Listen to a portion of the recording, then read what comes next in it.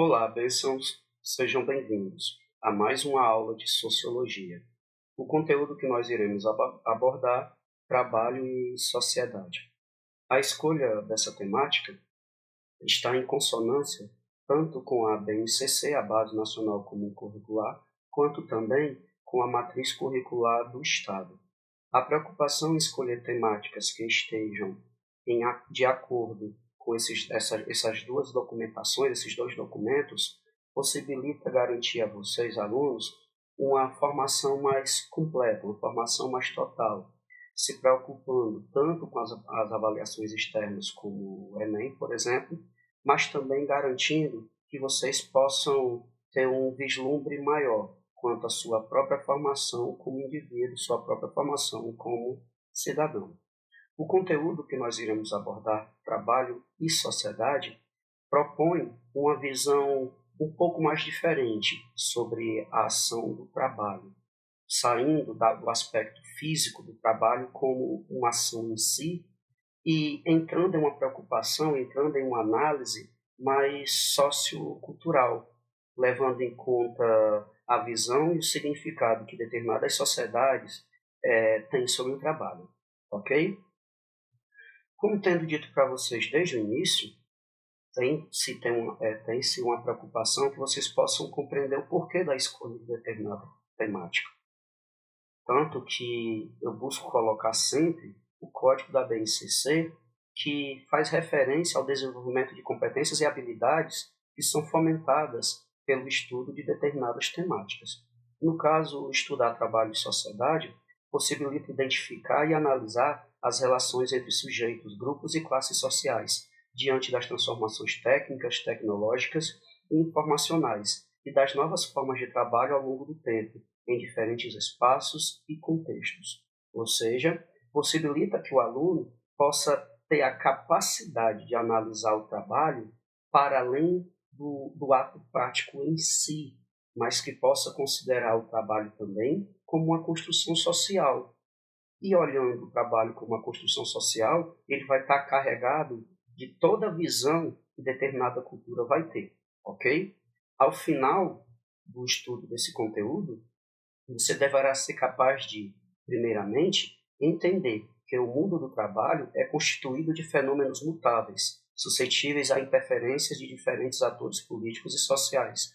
Ou seja, o mundo do trabalho, o sistema do trabalho, ele não pode ser visto fora da sociedade.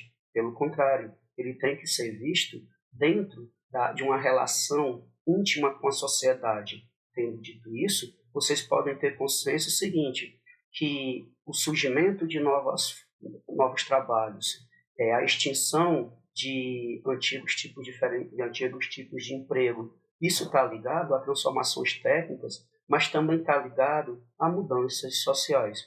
Não entendi, Lindenberg. Ao longo do tempo, trabalhos surgem e trabalhos deixam de existir. E essa mudança é fomentada por mudanças sociais, ok?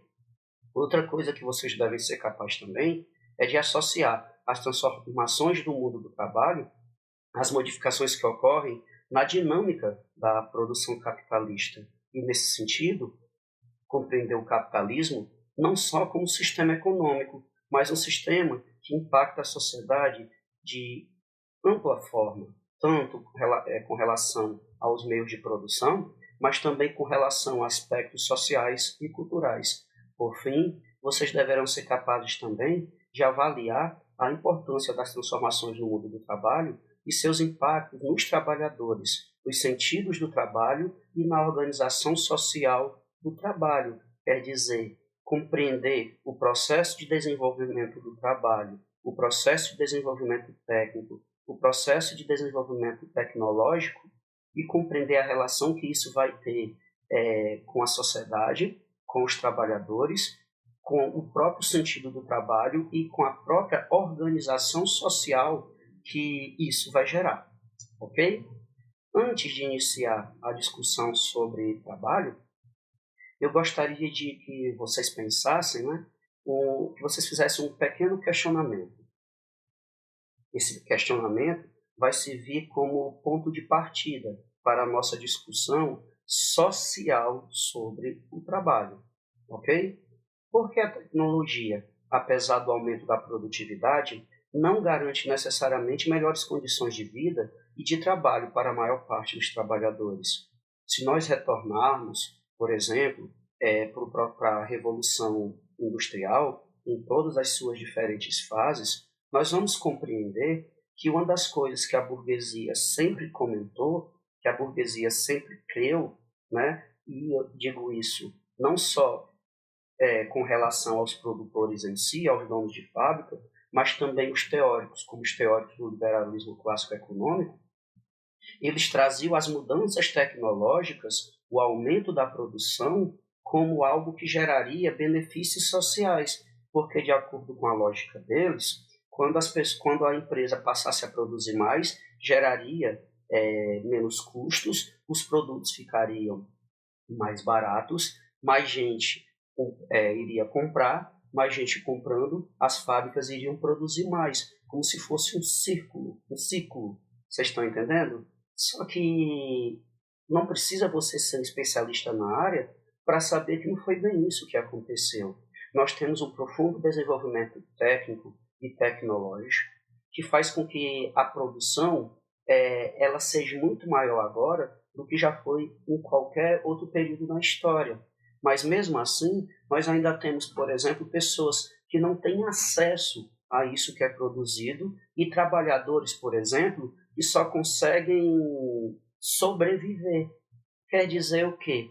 Que essa lógica de que o aumento da produção, o aumento do desenvolvimento técnico e tecnológico poderia trazer melhores condições de vida para o trabalhador, acabou caindo por terra, ok? É óbvio que nós temos alguns trabalhadores que têm uma vida melhor do que outros. Nós temos aqui uma própria desigualdade que está ligado à própria profissionalização do trabalho, ok? Que é um assunto que mais adiante nós iremos discutir. Tendo discutido isso, eu gostaria de, utilizando o pensamento do filósofo Albert Camus, comentar um pouquinho com vocês sobre a questão do mito de Sísifo. Eu não sei se mitologia grega é a praia de vocês, mas normalmente as pessoas gostam bastante, só que acabam se focando muito naqueles aspectos de heróis, semideuses, né? A história de Sísifo ela é bem interessante. Vou relembrar um pouquinho. Sísifo é um personagem grego, né? Um indivíduo cuja inteligência acabou fazendo com que ele comprasse briga com vários deuses. Por exemplo, para vocês terem ideia, ele conseguiu enrolar a própria morte, enganando ela e prendendo, fazendo com que durante aquele período em que a morte estava presa, ninguém morresse, o que acabou trazendo malefícios, né, prejudicando os negócios, bora assim dizer, do deus do submundo, Ares, do deus da guerra, Ares, fazendo com que esses deuses ficassem com muita raiva dele. Outros deuses também, como o próprio Zeus, acabaram não gostando muito das atitudes de Sísifo, porque a influência dele, né, com essa situação, trouxe desequilíbrio para o mundo. Pois bem, Sísifo, ao fim de sua vida, ele é levado para um julgamento no submundo, onde ele é sentenciado a uma eternidade de dor, sofrimento e tortura no Tártaro, o que seria mais ou menos o nosso inferno, sabe? E qual é a punição dele? A punição dele é meramente empurrar uma montanha acima, e quando essa pedra está perto e ficar lá em cima, ela rola, fazendo com que ele tenha que iniciar o trabalho todo de volta. Ou seja, a tortura dele, a sentença dele, foi basicamente o quê? Um trabalho repetitivo, extenuante, cansativo e sem sentido. Sendo que é justamente nesse momento em que ele não está empurrando a pedra quando ela rola, né, que ele se depara, viu? Ele pensa o quão absurdo é a sua situação. Por que esse mito foi trazido aqui para vocês? Albert Camus, ele observando o mito de Sísifo, ok? Ele faz uma comparação da situação de Sísifo com o próprio proletariado. Como assim? Segundo ele, da mesma forma que Sísifo está sentenciado a realizar uma tarefa sem sentido por toda a sua vida, né, por toda a eternidade, o trabalhador também está condenado a repetir tarefas de forma indefinida e sem sentido, sendo que o trabalhador só vai, né, o proletariado só vai perceber essa sua situação quando em algum momento ele está com o tempo livre. E isso faz com que ele compreenda que aquilo que ele vive não faz sentido, ok? Aí você pode dizer, Lindenberg, mas o trabalho faz sentido. É com o trabalho que o homem sobrevive. Mas pensem bem, ok? Os pais de vocês, os avós de vocês, trabalham muito para que vocês possam ter melhores condições do que eles tinham em sua adolescência e infância. Mas isso traz algumas consequências, como às vezes, por exemplo, você não ter tanto contato com eles, ou às vezes ele está tão cansado que isso impossibilita que vocês possam realizar alguma atividade juntos. Quer dizer o quê? Que às vezes os nossos pais sacrificam o tempo conosco para nos dar melhores condições de vida. Vocês estão entendendo? E fora isso, você trabalha, vai para casa para dormir, no outro dia trabalhar, sendo o único sentido a sua própria sobrevivência física. E é nesse sentido que Alberto Camus discute que a vida do proletariado é parecida com a de Sísifo, um conjunto de atividades físicas que são repetitivas e indefinidas. Ok? Levando em conta isso, eu quero que vocês pensem o seguinte: quando a gente fala dessa relação de trabalho, burguesia, como eu mesmo citei, é interessante que vocês possam compreender o seguinte: quem é burguês e quem é proletariado. Eu vou aprofundar mais adiante, mas é bom vocês entenderem o seguinte, que essa divisão entre burguesia e proletariado faz referência ao próprio controle da produção, sendo uma divisão criada por Marx, ou seja, a classe burguesa é aquela que detém o controle sobre a produção, sendo aqui banqueiros, industriais, empresários, enquanto o proletariado são aqueles que só têm como seu mesmo sua mão de obra, seu tempo, sendo aquilo que eles vendem para poder sobreviver, ok? Tendo dito isso, é bom vocês entenderem o seguinte: é óbvio, pessoal, que o trabalho é muito mais que um meio de sobrevivência e sustento. Quando a gente discute o trabalho de forma sociológica, a gente não está negando que o trabalho ele produz, que o trabalho ele gera, dentre outras coisas, a sobrevivência e o sustento. Não negamos isso, mas a gente tenta também ver para além dessas situações, para além dessas consequências, levando em conta outros aspectos, como política, cultura e a própria economia ao longo da história. Fato esses que vocês vão perceber quando mais adiante eu discutir com vocês, fazendo uma espécie de linha do tempo sobre a visão que se vai ter sobre o trabalho, ok? Tendo dito isso, eu gostaria que vocês pensassem o seguinte: quando a gente pensa na expressão que fulano de tal está bem de vida, fulano de tal subiu na vida, fulano de tal conquistou muito na vida, a primeira coisa que vem na nossa cabeça é uma situação financeira confortável. E uma situação financeira confortável, dentre outras coisas, está ligado a um trabalho que possibilite muito lucro. Todavia, gente, nós temos hoje em dia no mundo todo um movimento que vai na contramão dessa lógica. Pessoas que antes experimentaram grandes rendimentos com trabalhos que lhes possibilitavam a renda de 30 mil, 40 mil, 100 mil reais por mês, abandonando esses trabalhos para viver de uma forma mais simples, mesmo que isso implique ganhar menos. Segundo estes, isso está dando a eles melhor qualidade de vida. Quer dizer, rompendo com a ideia de que você ser bem de vida é você ganhar bem, ok? Então, o trabalho, entrando no aspecto de definição do que é trabalho, o trabalho é atividade ou ação humana que necessita do uso de capacidades físicas e mentais, destinadas a satisfazer diversas necessidades. Não entendi, Lindenberg. Então vou falar de uma forma diferente. O trabalho é a capacidade de produzir algo de forma consciente, sendo isso físico ou não físico, braçal ou intelectual. Como assim? Pegando, por exemplo, o próprio aspecto, a própria definição da física, ela traz o trabalho como ação, o ato de ação, né, o ato de realizar um trabalho. Todavia, para a própria física, isso pode ocorrer meramente de forma inconsciente. Por exemplo, quando você não presta atenção, topa e cai. Entenderam? Isso é uma ação, consequentemente um trabalho.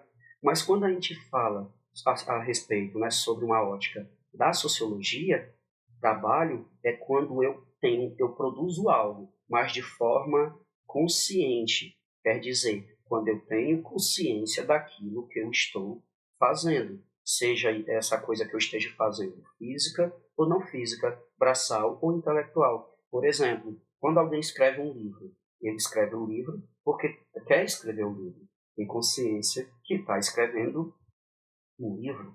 Então, é um trabalho. É um trabalho que físico, é um trabalho intelectual.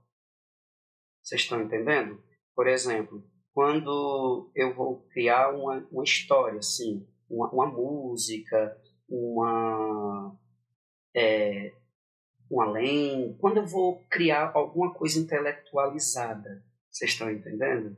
Como, por exemplo, uma poesia, é o quê? É um trabalho intelectual. Vocês conseguem entender? A ideia de trabalho físico, trabalho não físico, trabalho braçal ou intelectual implica a capacidade de produzir algo de forma consciente.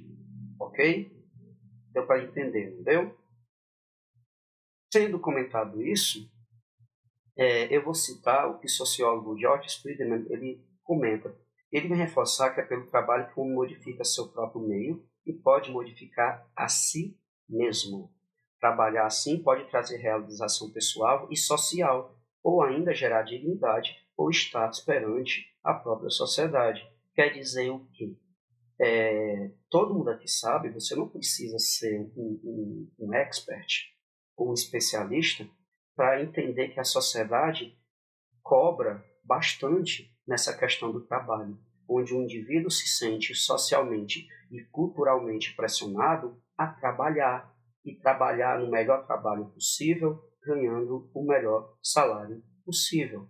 Tanto é que aquela pessoa que não trabalha, né, ela acaba sofrendo com preconceitos, sofrendo com a forma de visão que a sociedade lança sobre ela, sobre essa pessoa, como, por exemplo, a ideia de vagabundo, preguiçoso e assim por diante. Não se esqueçam jamais disso. Socialmente falando, nós nos sentimos, sim, forçados a trabalhar, ok? Impelidos a trabalhar, para que assim a gente possa ser considerado um cidadão que produz, que participa da construção da sociedade, entende? Ok? Dando continuidade, nós podemos então resumir dizendo que o trabalho é a forma como o ser humano modifica a realidade à sua volta. Então nós temos aqui alguns conceitos diferentes de trabalho, mas que vêm se complementar. Trabalho com ação humana, que necessita o uso de capacidades físicas e mentais destinadas a satisfazer necessidades. Trabalho com a capacidade de produzir algo de forma consciente, e o trabalho como uma forma que o ser humano modifica a realidade à sua volta, ok? Pois bem, tendo discutido esses conceitos de trabalho, para que você possa compreender de verdade o trabalho a partir da ótica social, sociológica, nós vamos fazer aqui uma pequena linha do tempo sobre a visão que determinadas fases da nossa história e, consequentemente, diferentes sociedades tiveram sobre o trabalho. É óbvio, pessoal, que isso aqui não é uma visão generalizante, pois não tem como eu trabalhar com vocês, eu apresentar para vocês a visão de todas as sociedades ao longo da história sobre o trabalho. A ideia aqui é tão somente vocês compreenderem que a visão sobre o trabalho ela vai ser alterada ao longo do tempo, onde algumas vezes vai ser visto de uma forma positiva e outras vezes vai ser visto de forma negativa, estando essa mudança de visão intimamente ligado com aspectos culturais e sociais, tá bem? Pois bem, inicialmente nós podemos pegar a fase da pré-história, onde nós estamos falando do período paleolítico, mesolítico, neolítico, idade dos metais. Nesse período, pessoal, eu quero que vocês entendam o seguinte: o trabalho ele tinha uma função meramente de sobrevivência. Quer dizer o quê? O trabalho tinha uma função meramente prática, não estando tão ligado a aspectos ideológicos, culturais e sociais, ok? Todavia, é válido lembrar que, quando nós falamos de divisão do trabalho, divisão social do trabalho, profissionalização do trabalho, que é uma coisa que eu vou comentar um pouquinho mais adiante, eu gostaria que vocês guardassem aí na mente de vocês que a primeira divisão do trabalho que nós vamos ter na história da humanidade estava baseado em aspectos de sexo, ou seja, algo que era especificamente de homem e algo que era especificamente de mulher. Nas sociedades pré-históricas, cabia ao homem caçar e à mulher colher frutos, raízes, ok? Plantas e assim por diante, onde cada um desses indivíduos tinha a sua função social baseada no seu sexo, ok? Dando continuidade, agora nós vamos para a sociedade clássica. Aqui tem Grécia, mas isso que eu vou falar para vocês serve também para a própria sociedade clássica, ok? Quando nós falamos de sociedade clássica, sociedade greco-romana, nós estamos falando de gregos e romanos, ok? E em ambas as sociedades, o trabalho braçal era associado à escravidão. Não se esqueçam disso. Nas sociedades clássicas, nós tínhamos aqui uma distinção entre trabalho intelectual e trabalho braçal. Essa visão que vai existir nessa distinção hierarquizada, onde se considera o trabalho intelectual superior ao braçal, e o braçal é associado à escravidão, que existia nas sociedades clássicas, vai permanecer nas sociedades ocidentais, onde essa distinção entre trabalho braçal e trabalho intelectual vai ser usado para classificar as pessoas, hierarquizar as pessoas, onde as pessoas consideradas superiores vão ter trabalhos intelectuais e as pessoas consideradas inferiores vão ter trabalhos braçais. Um bom exemplo disso é quando a gente pensa na própria divisão que os romanos faziam, onde nós tínhamos a categorização de escravos, né? Eles não eram considerados mais seres humanos, eles eram considerados meramente instrumentos de trabalho, instrumentos vocais, ou seja, instrumentos que falam. Quer dizer o que com isso? Que os seres humanos, né, os escravos, estavam no mesmo grupo dos animais e no mesmo grupo das ferramentas, ou seja, do machado, do martelo, sendo os escravos instrumentos vocais, ou seja, instrumentos que falam, que têm voz, os animais instrumentos semivocais, ou seja, instrumento que fala mais ou menos, porque emite só sons, e as ferramentas instrumentos mútuos, ou seja, instrumentos que não falam. Essa visão negativa que as sociedades clássicas vão ter sobre o trabalho é tão curioso que a própria palavra trabalho, a própria origem da palavra trabalho, vem de tripalium, que era o quê? Um antigo instrumento de tortura. Isso demonstra aí, né, o valor negativo que era atribuído às atividades laborais. Um outro bom exemplo também é que a própria palavra trabalho, né, o ato de trabalhar, também poderia ser designado pela expressão travailler, ou seja, sentir dor. Ok? Agora nós vamos para a Idade Média. Pessoal, se vocês recordam que vocês estudaram na Idade Média, vocês vão relembrar que a Idade Média é um período na qual nós vamos ter uma relação muito grande, né, uma influência muito grande da religião cristã sobre vários aspectos da sociedade, indo para além da religião em si da espiritualidade e da relação do homem com Deus, onde a igreja vai acabar influenciando na relação indivíduo-indivíduo, na economia, e consequentemente na política, e consequentemente na própria visão de trabalho. Como assim? Na Idade Média, o trabalho também vai ser mal visto, assim como era na sociedade clássica. Todavia, enquanto na sociedade clássica o trabalho era mal visto, mas especificamente o trabalho braçal, por estar associado à escravidão, no caso, por exemplo, da Idade Média, o trabalho era visto como uma forma de punição divina, consequência do ser humano ter sido expulso do paraíso. Tanto é que traz as próprias, é baseado na própria Bíblia. Tanto que eu trouxe aqui para vocês o livro de Gênesis, o capítulo e os versículos, que trazem justamente a punição que é dada a cada um dos atores que estiverem envolvidos na saída do ser humano do jardim do Éden, ou seja, a serpente, a mulher e o homem, ok? Na Idade Moderna e também na Idade Contemporânea, nós vamos ter, pessoal, uma alteração na visão do trabalho, onde o trabalho deixa de ser visto como algo repugnante e passa a ser visto como algo que dignifica o ser humano, ou seja, nós vamos ter uma mudança na perspectiva desfavorável do trabalho. Mas quem vai ser responsável por isso? Quem vai ser responsável por essa mudança na visão do trabalho é a classe burguesa, uma vez que a burguesia, durante a Idade Moderna, transição da Idade Média à Idade Moderna, ela vai tentar se diferenciar, por exemplo, dos nobres, trazendo os nobres como seres parasitas que viviam do trabalho dos outros, não produzindo nada, apenas consumindo.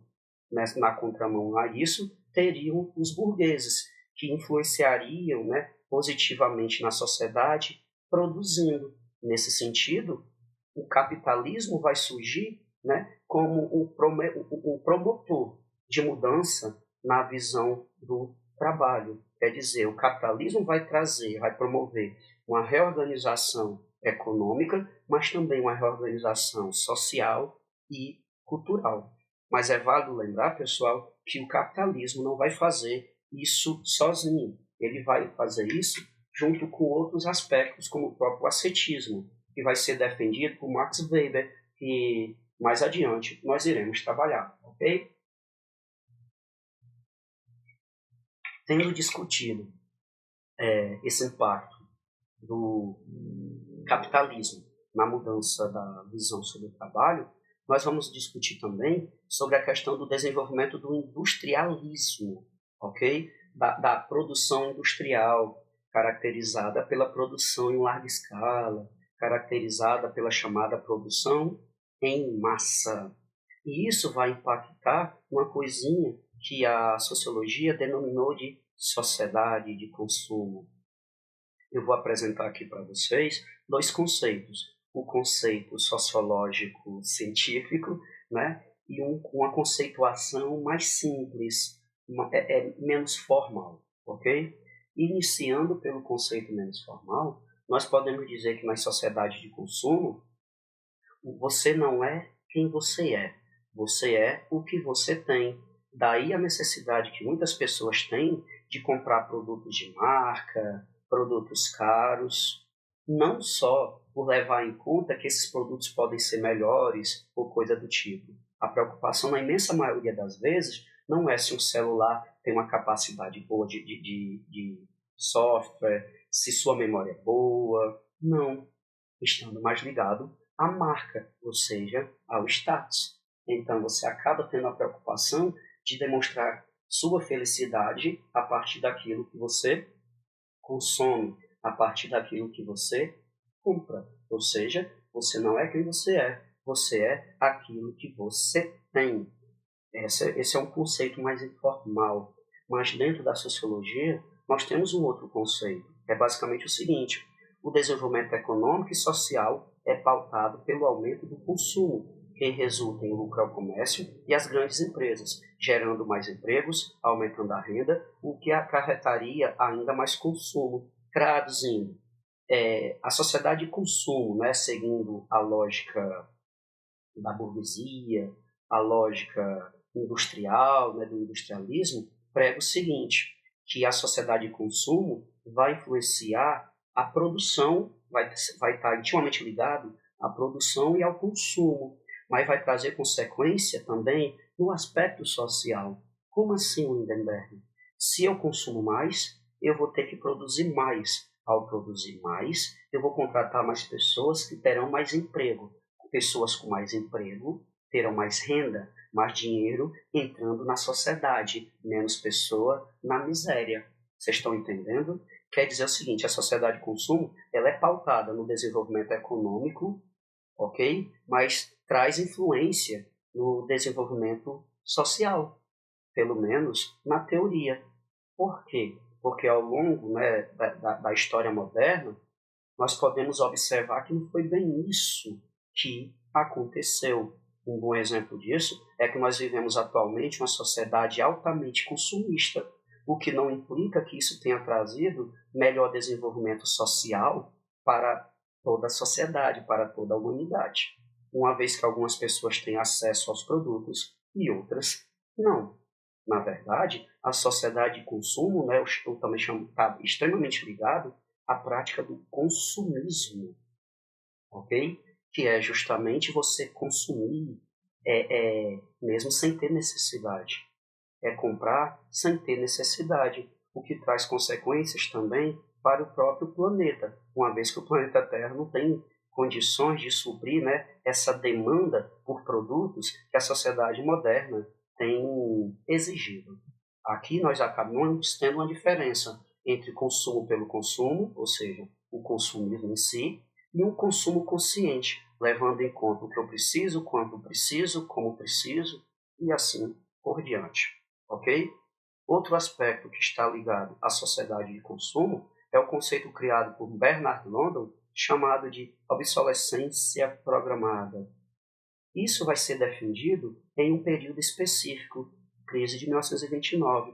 Se vocês recordam, a crise de 1929 foi uma crise de superprodução, onde nós vamos ter um aumento exponencial de produção, mais uma diminuição exponencial no consumo, fazendo com que nós tenhamos uma coisinha que é chamada saturação do mercado. Uma das coisas que vai causar isso, gente, é o uso bastante de bens de longa duração, bens duráveis.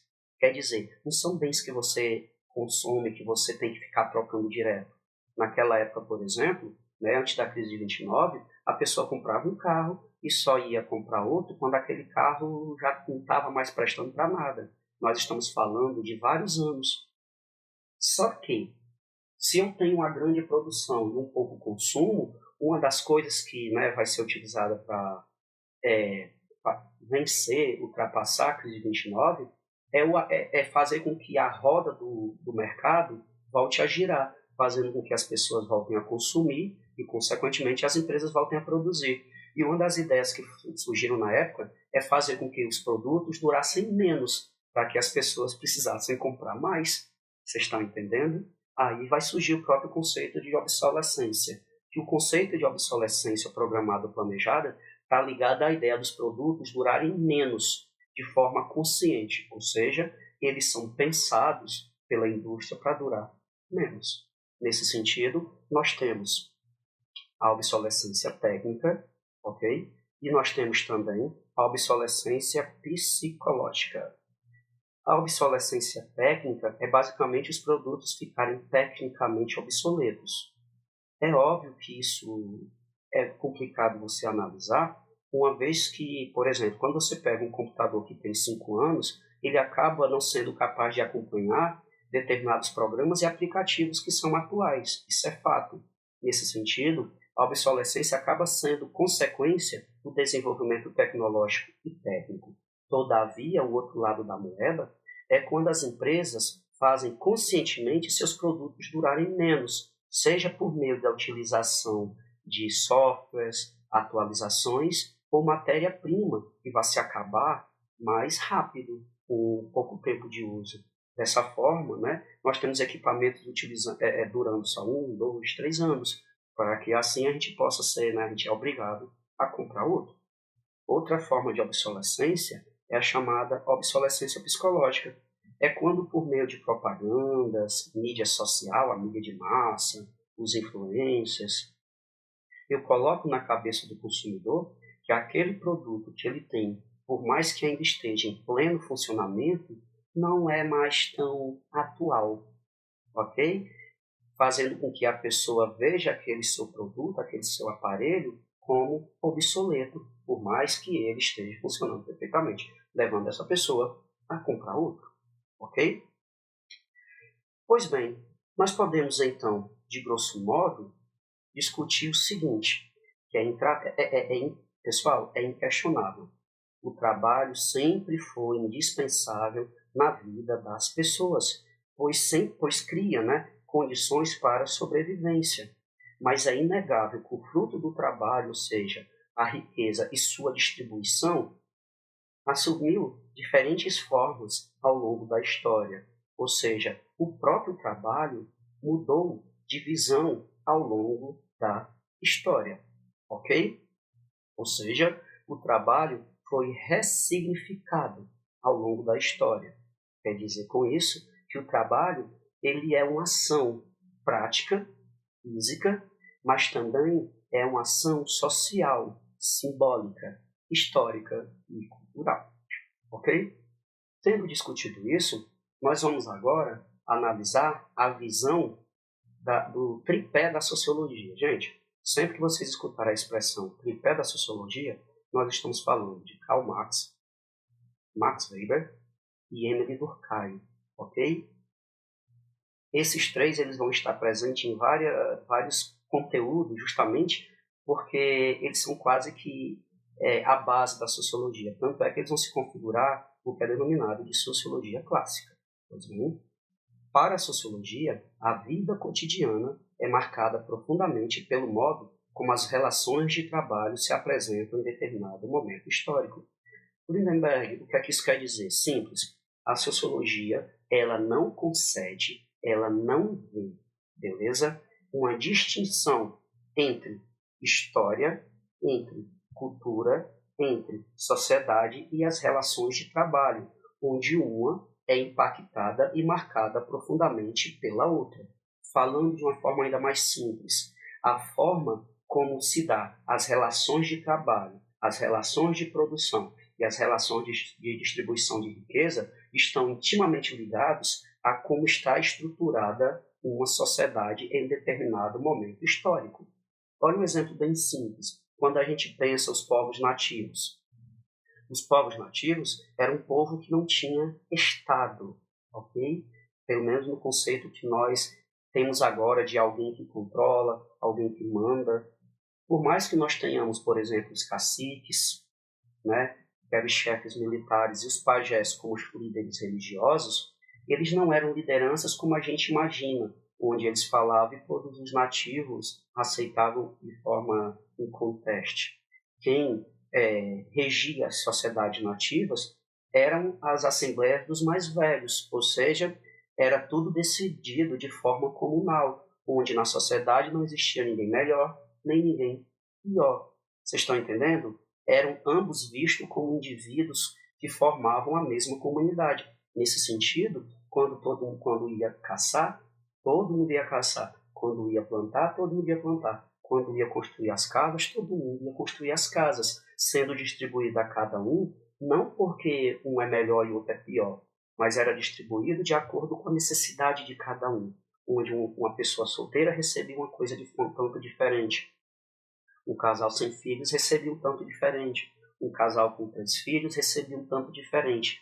Não por serem melhores, mas por estarem em situações diferentes. Vocês estão entendendo? Essa distribuição de riqueza, que não considera ninguém melhor nem pior, vai estar intimamente ligado com a estrutura da sociedade se mostra. Compreenderam? Na nossa sociedade, por exemplo, capitalista, onde pela lei todo mundo é igual, mas na prática não é. E isso acaba sendo perceptível na própria distribuição da riqueza, onde muita gente tem dinheiro, muito dinheiro, aliás, pouca gente tem muito dinheiro e muita gente não tem. É só vocês relembrarem que 10% da população mundial controla 90% da riqueza. Isso demonstra essa desigualdade. Isso demonstra esse desequilíbrio, que é considerado, inclusive, normal dentro da lógica capitalista. Ok? Pois bem, nós vamos iniciar dos 3, Marx. Depois nós vamos para Weber. E por último nós vamos para Durkheim. Ok? Então vamos lá. Eu sei que a aula está um pouquinho longa, mas não se preocupem. Ok? Pois bem, Marx e a exploração do homem. Para Marx, os modos de produção mudam de acordo com o tempo e segundo a forma pela qual a sociedade divide suas tarefas, ou seja, divisão social do trabalho. Lindenberg, o que é divisão social do trabalho? Você talvez deva ter visto isso quando você estudou sobre Revolução Industrial. Divisão social do trabalho, gente, é basicamente também a profissionalização do trabalho. Antes, né, da maquinofatura, na manufatura, o trabalhador ele controlava, ele era dono de seu tempo, das ferramentas, do maquinário, do meio de produção e da produção em si, e também do próprio conhecimento. Quer dizer, imaginando aqui um alfinete, a produção de um alfinete, a mesma pessoa pegava o arame, a mesma pessoa desentortava, a mesma pessoa cortava, a mesma pessoa fazia a ponta. Quer dizer, a mesma pessoa controlava todo o processo de produção, tendo conhecimento de todo o processo de produção. Vocês estão entendendo? Mas, a partir da Revolução Industrial, nós vamos ter uma fragmentação no processo produtivo, fazendo com que cada trabalhador ficasse responsável só por uma etapa da produção. Isso vai trazer algumas consequências, ok? A profissionalização do trabalho vai ter um lado bom e um lado ruim. O lado bom é o aumento da produção, consequência justamente dessa profissionalização, entende? Quer dizer que algo que demorava muito tempo a ser produzido é produzido em menos tempo. Na soma aqui, quando você vai ter um aumento da produção, eu vou ter um maior aumento dos insumos, fazendo com que eu consiga esses insumos, essa matéria-prima com preço menor. Como consequência, né, os produtos vão ser menos caros, fazendo com que mais gente possa comprar. Então, qual é o lado bom da profissionalização? Aumento da produção, que leva a aumento do consumo. Mas qual é o lado ruim da profissionalização do trabalho? A alienação, onde o trabalhador que antes dominava todo o conhecimento, agora domina só uma parte, ok? Outra coisa que Marx vai discutir bastante é o conceito de sociedade em classes. Provavelmente você já estudou, pode até não se lembrar, mas você já estudou as formas de divisão social, as formas de estratificação social, como, por exemplo, as castas indianas, os estamentos medievais e a própria classe social, que é, né, a sociedade em classe, que é uma teoria pensada por Marx. Mas o que é essa sociedade em classe? Essa sociedade em classe, pessoal, é um agrupamento de indivíduos que surge em razão das desigualdades sociais. Como assim, Lindenberg? Não entendi. A partir das desigualdades criadas socialmente, em que todos são formalmente iguais perante a lei, surgem as classes. Ficou confuso, né? Olha só, quando a gente pensa uma casta indiana, por exemplo, você tem os indivíduos ocupando, cada indivíduo ocupa uma esfera, né? Um nível social. E eles são diferentes em direitos, diferentes em deveres, hierarquicamente falando. Quem está no topo é melhor do que quem está na base. Só que nessas sociedades eu tenho uma justificativa ou legal ou religiosa para que isso aconteça. Já na sociedade de classe, não. Uma sociedade de classe, legalmente falando, formalmente falando, ou seja, perante a lei, todo mundo é igual. Mas na prática, na fila do pão, não. Ou seja, uma sociedade de classes vai surgir como consequência da desigualdade social. Só que em meio a uma sociedade que prega, ok, formalmente que não existe desigualdade. Lindenberg, então você está me dizendo que a sociedade de classe vai nascer de um paradoxo, de um paradoxo dentro da sociedade? Vai. Ou seja, quando uma sociedade diz que todo mundo é igual perante a lei, mas na prática as pessoas não são iguais, onde as pessoas umas são tratadas melhores e outras piores, aí nós temos o nascimento das sociedades de classe. Deu para entender? Seguinte, de todas essas formas de desigualdade que eu comentei, né, de estratificação, como as castas, os estamentos, a sociedade de classe, pessoal, ela é menos pior. Por quê? Porque enquanto nos outros dois, né, nas castas e no estamento, não existe praticamente mobilidade social, de jeito nenhum, você tem lá uma estratificação, uma estamentação, quer dizer, você nasce e morre na mesma posição social. Na mobilidade social pode ocorrer, às vezes, mesmo sendo difícil, mobilidade social. Mas, Lindenberg, o que é mobilidade social? Mobilidade social é a capacidade que eu tenho de mudar de classe social, ou subindo ou descendo. Vocês estão entendendo? Ou seja, uma pessoa rica fica pobre, uma pessoa pobre fica rica.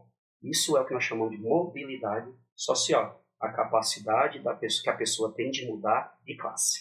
Segundo Marx, nós temos dois tipos de mobilidade social, a mobilidade vertical e a mobilidade horizontal. A mobilidade vertical é quando você tem alteração de uma classe social, que pode ser ascendente ou descendente, ou seja, quando você vai de uma baixa para uma superior ou de uma superior para uma baixa. Tipo, quando você é pobre, se torna rico, ou quando você é rico, se torna pobre. Você está mudando de uma classe para outra. Nós chamamos isso de mobilidade social vertical. Já a mobilidade social horizontal, ela ocorre dentro da mesma camada, mas é provocada por fatores geracionais ou profissionais. Por exemplo, quando a gente pensa aqui um policial, ou então, por exemplo, um militar do exército, todo mundo é militar. Mas o que acontece? Você lá dentro, você faz cursos, né, concursos internos, onde você muda de patente. Você se torna cabo, tenente, general, comandante. Você não deixou de ser militar, mas dentro da camada militar você saiu de uma posição e foi para outra. Nós chamamos isso, né, Marx chama isso de mobilidade social horizontal, ok? Ou seja, a mobilidade social vertical muda de camada. Mobilidade social horizontal, você permanece na camada, você muda apenas de posição, por exemplo. Uma curiosidade, pessoal, quando a gente fala de Karl Marx, segundo ele, as estruturas das sociedades são baseadas no conflito entre dois grupos, um que oprime e um que é oprimido, sendo que, na sociedade moderna, esses papéis vão ser assumidos pela burguesia e pelo proletariado, ou seja, o opressor é a burguesia, o oprimido é o proletariado, sendo que o nome, né, o título entre burguesia e proletariado está associado à posição que o indivíduo tem na produção. Como assim? O burguês é os que possuem os meios de produção, enquanto o proletariado é aqueles que possuem somente a sua força de trabalho. Mas não confundam burguês como simplesmente uma pessoa que é rica. Neymar, por exemplo, não é burguês, a não ser que ele tenha uma indústria no nome dele, né? Mas, desculpa aqui Aí o que acontece? A pessoa não é rico não é burguês só por ser rico. Ele só é considerado burguês, pessoal, se ele tiver controle sobre os meios de produção, se ele produzir riqueza e não só juntar, ok? Burguês controla os meios de produção. Proletariado só tem mesmo só como sua mão de obra. E isso é utilizado para sua própria sobrevivência. Quer dizer o que com isso? Essa distinção que é feita de classe social entre opressor e oprimido, burguês e proletariado, tem como princípio justamente a questão econômica. Não é à toa que existe uma frase que é atribuída a Marx, que ele diz o seguinte: a luta de classes é o motor da história. Quer dizer o seguinte: esse constante conflito entre opressor e oprimido, burguesia e proletariado, é o que faz com que a sociedade se modifique, se altere, ok? Já que eu falei para vocês que essa distinção entre burguesia e proletariado está ligado à produção, ao processo de trabalho, Marx vai identificar 3 elementos que são fundamentais para o processo de trabalho. É o que ele chamou de força de trabalho, objeto de trabalho e meio de trabalho. Força de trabalho é o potencial humano, ou seja, o ato em si de trabalhar. Objeto de trabalho é aquilo que vai ser criado ou modificado pela ação humana, ou seja, no que eu estou trabalhando. O meio de trabalho, por sua vez, tem a ver com o que eu vou usar para trabalhar, ferramentas, instrumentos. Vou dar um exemplo aqui para vocês. Imagine, por exemplo, um médico. Qual é a força de trabalho? O conhecimento dele, o ato dele de clinicar. Vocês estão entendendo? Já, por exemplo, qual é o objeto de trabalho? O que é que ele vai fazer? Vai consultar, né? Vai combater doenças e por aí vai. E o que é o meio de trabalho? São as ferramentas. O que é que ele vai usar para isso? Estetoscópio e todas aquelas ferramentas que a medicina tem. Conseguiram compreender? Força de trabalho, ato de trabalhar. Objeto de trabalho, o que eu estou fazendo. Meio de trabalho, como eu estou fazendo. Por fim, Marx também vai abordar como principal mecanismo utilizado pelos donos de meio de produção para obter lucro a denominada mais-valia. Mais-valia é o excedente de valor obtido pela exploração do trabalho, onde o trabalho, você vai ter a transformação de uma matéria-prima por meio de trabalho em um produto, em um lucro, dito de forma diferente. O patrão, por exemplo, ele coloca na ponta do lápis o que ele está gastando para produzir, seja com matéria-prima, seja com mão de obra, seja com estrutura, ele coloca lá o valor que ele gastou e ele vai pensar no lucro que ele vai ter e vai colocar em cima. Vocês estão entendendo? Por exemplo, se eu produzir, para fazer um par de chinelo eu gasto 100, mas eu quero ter lucro, é óbvio. Então, eu vou vender esse negócio a 150. Então, esse 50 vai ser o meu lucro. É o que eu chamo de mais-valia. Entenderam? Mais-valia é o excedente, que serve como lucro do burguês, do dono do meio de produção. Marx identificou dois tipos de mais-valia. Mais-valia absoluta e mais-valia relativa. Mais-valia absoluta é meramente eu aumentar a produção porque eu aumentei a quantidade de horas trabalhadas pelo trabalhador. Ele trabalhava 8 horas, produzia X. Agora ele vai trabalhar 10 horas, vai produzir X mais um quebradinho. Isso é mais-valia absoluta. Vocês estão entendendo? Mas o que é mais-valia relativa? Mais-valia relativa é quando, para aumentar a produção, no campo de eu aumentar a quantidade de horas que meus trabalhadores vão trabalhar, eu invisto em quê? Em melhoria de técnicas e tecnologias, fazendo com que ele continue trabalhando só 8 horas, mas agora ele vai produzir muito mais, graças à utilização de um equipamento melhor, de uma tecnologia melhor, de uma técnica melhor. Quando isso acontece, nós chamamos de mais-valia relativa. Mais-valia absoluta, aumento de produção pelo aumento das horas. Mais de trabalho, mais-valia relativa, aumento de produção por melhoria na tecnologia e de técnicas. Ok? Agora nós vamos falar o seguinte, de Weber. Enquanto, pessoal, Marx analisava a questão do trabalho puramente do ponto de vista econômico, Weber aqui vai ter uma diferença. Weber vai analisar o trabalho do ponto de vista econômico também, mas também do ponto de vista cultural. Quer dizer que isso possibilita a ele ter uma visão mais ampla do que Karl Marx. Ok? Segundo Weber, a Igreja Protestante vai desempenhar um papel fundamental na transformação da visão do trabalho, ao pregar o ascetismo, a ascese. Mas o que é ascetismo?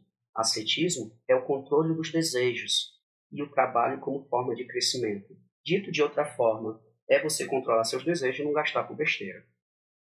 Vocês relembram que eu comentei no início da aula que o capitalismo vai ajudar a mudar a visão do trabalho de uma coisa ruim para uma coisa boa? Pois bem, o capitalismo não vai fazer isso sozinho. O que vai fazer com que haja essa mudança na visão do trabalho é o capitalismo, mas também o próprio ascetismo, ok? Não se esqueçam disso. O capitalismo sozinho não vai causar mudança na visão de trabalho. Isso vai estar associado ao capitalismo, mas também ao ascetismo, ok? Pois bem, uma curiosidade. Para Max Weber, a definição de classe social, de um indivíduo ou grupo, não leva em conta só a condição financeira como Marx fazia, ao dividir a sociedade entre opressor e oprimido, burguesia e proletariado, quem controla a produção e quem não controla. Weber, ele vai mais além. Ele mantém ainda o aspecto financeiro, o que ele chama de riqueza, mas ele leva em conta também o status e o poder. Quer dizer, o status sendo prestígio, né, e a honra que o indivíduo tem dentro de uma determinada sociedade, dando a ele direitos e deveres que outros não têm. E o próprio poder, que é a capacidade de influenciar alguém. Essas três coisas juntas é que vai definir uma classe social para Weber. E aqui vale um adendo, pessoal. Segundo Weber, né, nós vamos ter uma importância muito grande na Igreja Protestante para o desenvolvimento do capitalismo e da mudança da lógica sobre o trabalho. Enquanto a Igreja Católica tratava o trabalho como sendo uma punição divina, como nós vimos na Idade Média, a Igreja Protestante vai ver o trabalho como uma forma de crescimento espiritual, uma forma de mostrar ao mundo o quanto Deus te ama. Então, enquanto a Igreja condenava, por exemplo, a usura, né, a venda a juros e assim por diante, a Igreja Protestante não só não condenava, como incentivava. Não é à toa que os países predominantemente protestantes vão acabar desenvolvendo um capitalismo bem mais cedo e bem mais forte. É o exemplo, né, dos Estados Unidos e da própria Inglaterra. Tendo falado nisso, agora nós vamos para Durkheim. Eu sei que a aula está grande, mas está bem pertinho de terminar. Promessa. Durkheim vai analisar o trabalho como diferente da visão de Marx. Enquanto Marx traz o trabalho como sendo gerador de divisão social, né, onde uma classe quer explorar a outra, e como consequência isso traz conflito, a visão de Durkheim ela é um pouco diferente. Segundo Durkheim, o trabalho não vai trazer divisão social, pelo contrário, vai trazer coesão social. Mas o que seria essa coesão social? Coesão social, segundo os próprios princípios de Durkheim, é um elemento que atua, ok, fazendo com que todos os indivíduos na sociedade trabalhem de forma harmônica, onde um realiza seu trabalho e isso vai fazer com que outro indivíduo possibilite realizar o seu próprio trabalho. Eu não entendi, Lindenberg. Por exemplo, numa sala de aula, o professor, para dar aula, vocês alunos têm que prestar atenção. Vocês alunos, para aprenderem, o professor tem que ensinar. Então, nós aqui, né, os diferentes níveis, tem que atuar junto para que haja a produção de determinada coisa. Quando os indivíduos atuam junto, um ajudando o outro, nós temos aqui coesão social. E segundo Durkheim, uma das coisas que vai possibilitar essa coesão social, né, seria o que ele chama de solidariedade, sendo essa solidariedade extremamente influenciada pelo trabalho, pela produção. Mas o que é solidariedade? Durkheim define solidariedade como sendo o fator que garante coesão social, sendo o que faz os indivíduos se sentirem parte do grupo. Ou seja, solidariedade é aquele sentimento de fazer parte, é aquele sentimento de pertencimento. É óbvio que esse sentimento vai mudar de uma sociedade para outra. O que é o sentimento? Mas a questão de fazer parte acaba sendo universal, ok? Então, esse sentimento que nos faz nos sentir parte de ser cearense, nordestino e brasileiro é o que Durkheim chama de solidariedade, o sentimento de pertencimento. Segundo ele, ao analisar, né, as sociedades pré-capitalistas e capitalistas, Durkheim dividiu a solidariedade em dois tipos: solidariedade mecânica e solidariedade orgânica, ok? A solidariedade mecânica ela está ligada a uma sociedade que não é capitalista, onde não existe divisão social do trabalho, ou se existe, é simples, onde todo mundo trabalha junto, sendo que as pessoas mantêm essa relação de dependência, ok? Se baseando unicamente nos costumes e nas crenças. Um bom exemplo disso são os povos nativos. Quer dizer, dentro da sociedade nativa não existe o quê? Não existe divisão social do trabalho, não existe desigualdade, e as pessoas trabalham juntas porque é da sua própria cultura e é da sua própria crença, ok? Isso é o que caracteriza uma sociedade que segue uma solidariedade mecânica.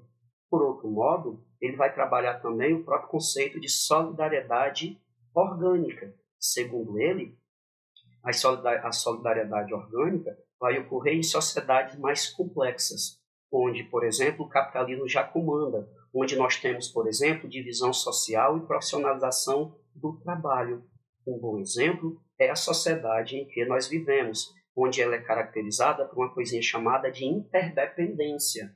Quer dizer o que com isso? Os indivíduos têm consciência que precisam um do outro, não por aspecto cultural, não por aspecto moral, mas sim por aspecto prático, por um motivo bem simples. O cara que só sabe, por exemplo, botar o pneu do carro, ele precisa do cara que sabe mexer no motor por um simples motivo. Ele só sabe mexer no pneu. Então nós temos aqui uma interdependência que se baseia na consciência de que eu só sei de uma parte. Então eu vou precisar do indivíduo que sabe da outra parte. Deu para entender?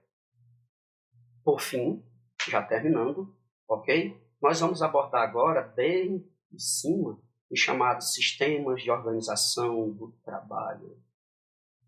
Com o crescimento da industrialização, gente, se buscou cada vez mais métodos que controlassem o processo de produção.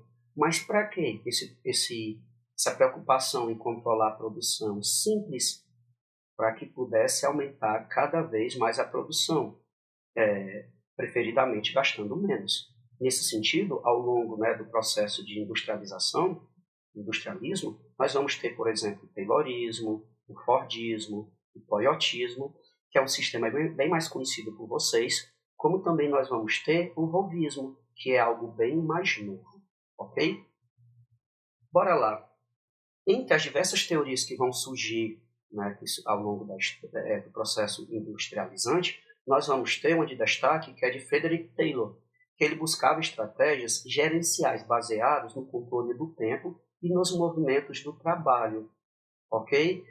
Essa preocupação do controle do tempo e da própria estrutura, onde as ferramentas vão estar, como vai estar, isso é uma das características do chamado Taylorismo. Se algum de vocês já foi na oficina, você já percebeu, por exemplo, quando você olha para aquela parede, as ferramentas estão tudo encaixadas no lugar específico.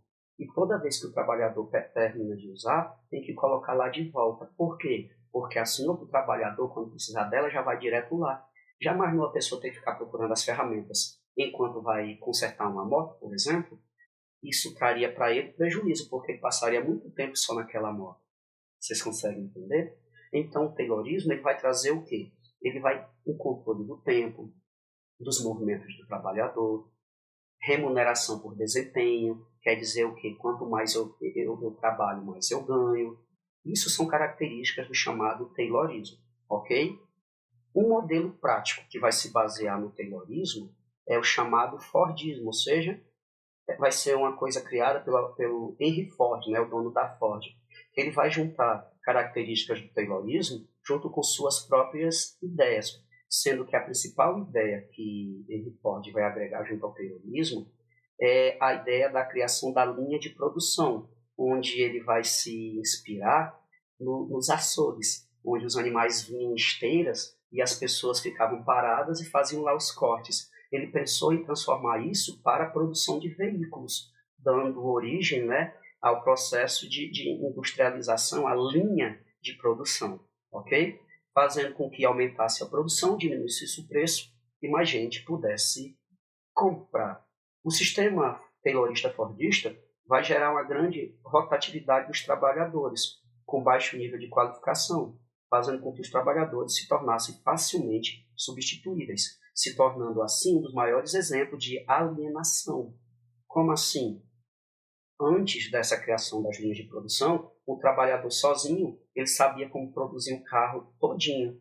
Depois dessa questão da linha de produção, o cara só sabia botar um pneu, botar uma porta, botar uma carroceria, fazendo com que ficasse mais fácil substituí-lo por alguma necessidade.